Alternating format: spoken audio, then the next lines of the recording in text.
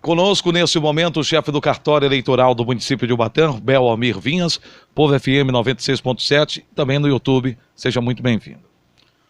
Bom dia, Garcia Júnior. Bom dia a todo o pessoal que estiver nos ouvindo, principalmente aqueles eleitores da zona Ubatã, que compreende o município de Ubatã, Ibirapitanga e Barra do Rocha. Aliás, zona 134. Bom, aproveitando, houve um decreto por parte do presidente do Tribunal Regional Eleitoral do Estado da Bahia que suspende a partir de hoje os atendimentos nos cartórios. A presidência do TRE emitiu uma portaria ontem, é de número 105 de 2020, suspendendo por 15 dias a partir de hoje, dia 17, os atendimentos no cartório eleitoral, atendimento ao público, de forma que vai até o dia 31 deste mês, podendo ser prorrogada ou não essa medida.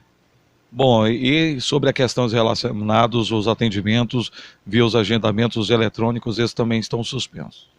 Estão porque a portaria não faz alusão a exceções. Ela simplesmente suspendeu os atendimentos dos cartórios eleitorais do interior e no TRE, na corte também, entendeu? De forma que aquele pessoal que estava agendado a partir do dia 17 até o dia 31 poderá agendar novamente para o mês de abril, quando for aberto o agendamento, que ainda não está aberto, entendeu? Bom, e em relação aos prazos, Almir, porque assim, é uma eleição que vocês têm que tocar, infelizmente existem indicativos pela OMS, a Organização Mundial de Saúde, que o pico possa chegar até maio, junho. O presidente dos Estados Unidos, Donald Trump, informou que o pico nos Estados Unidos se dá em agosto. É difícil coordenar uma eleição a nível municipal exposto a uma situação como essa. É difícil, porque a justiça eleitoral é um setor, principalmente em época eleitoral, que a gente lida só com gente, com pessoas o tempo todo. A situação mais relevante é agora, porque é o fechamento, esses dias que antecedem ao fechamento do cadastro, que se dará no dia 6 de maio. Aí todo o eleitorado dos 3 municípios nos procuram para poder resolver suas situações de título eleitoral que estão pendentes, não é isso? Então, e só que depois disso, fechou no dia 6 de maio, fecha para o eleitor o cadastro, mas a gente vai organizar a eleição. E organizar a eleição pressupõe lidar com pessoas, colaboradores que a gente convoca, dá treinamento, tais como mesário, coordenadores, motoristas, técnicos de urnas, etc, etc. Né? Então a gente está lidando com gente o tempo todo. A gente faz o serviço interno, mas faz também o serviço externo, que a gente tem que se deslocar para os demais municípios e distritos para poder... A gente adotou aqui desde 2006, primeira eleição que a gente fez aqui, o treinamento de mesários, coordenadores e demais colaboradores era feito todo aqui em Ubatã. O pessoal vinha de Itamaraty para aqui, Ibirapitanga para aqui. Não, a gente mudou esse quadro. A gente é que vai para lá. Porque é mais fácil se deslocar 4 pessoas a deslocar-se 50, não é isso? Então a gente mudou isso. Então a gente sempre vai para lá, dar o treinamento, ministrar o treinamento lá. Então é esse tipo de coisa que a gente se desloca e coisa e tal. Não é só o pessoal da justiça que está vulnerável, o pessoal que está recebendo o treinamento também está vulnerável. A gente pode estar com a doença e não saber, não é isso? Então, para evitar esse tipo de coisa, de muito contato, o presidente houve por bem suspender o atendimento. Quer dizer, isso não quer dizer que no dia 31 ele vá, a partir do dia 1º de abril, vá retomar tudo. Poderá retomar? Poderá, como você falou aí. O pico poderá ser em maio ou não, não é isso? Segundo a OMS, poderá ser em maio, mas pode ser que haja uma reversão. Então ele poderá também estender essa medida por um prazo mais elástico, entendeu? Bom, não poderia ser comum, claro que os novos prefeituráveis, o parlamento, o legislativo, só tomarão posse no dia 1º de janeiro de 2021.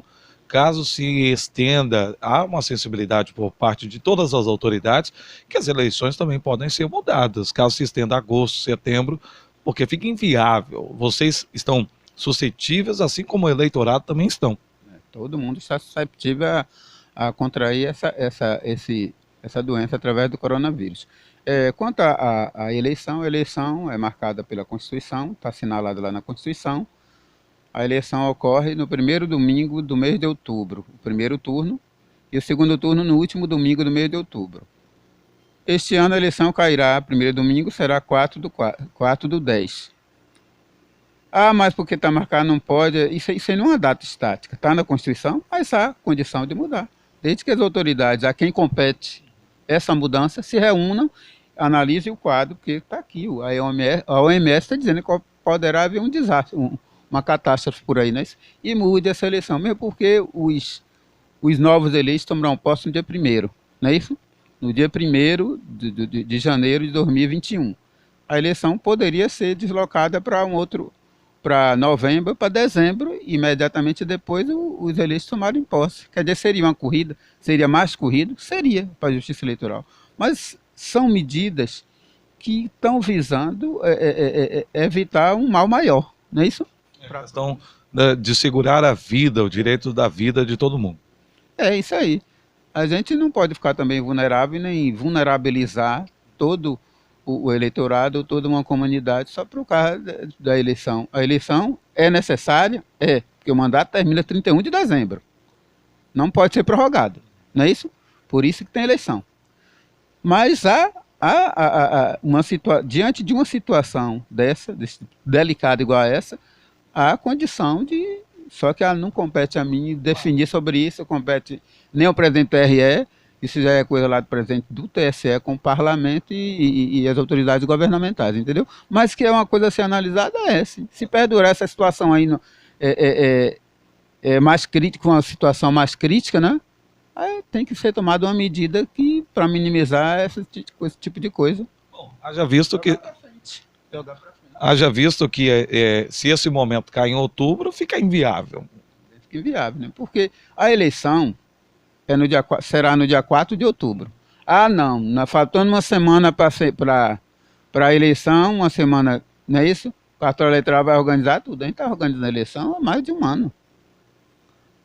As coisas que os trabalhos mais evidentes são o quê? Fechamento do cadastro, porque atinge todo o eleitorado, registro de candidatura, atinge toda a classe política que tem interesse em concorrer a um cargo eletivo, ou mudar de partido, né? Que é até o dia 3 de abril agora, certo? E a eleição em si, que é no dia da eleição. Não se organiza a eleição com um mês de antecedência, nem com uma semana. É coisa de um ano que a gente vem trabalhando nisso aí. A intensidade desse trabalho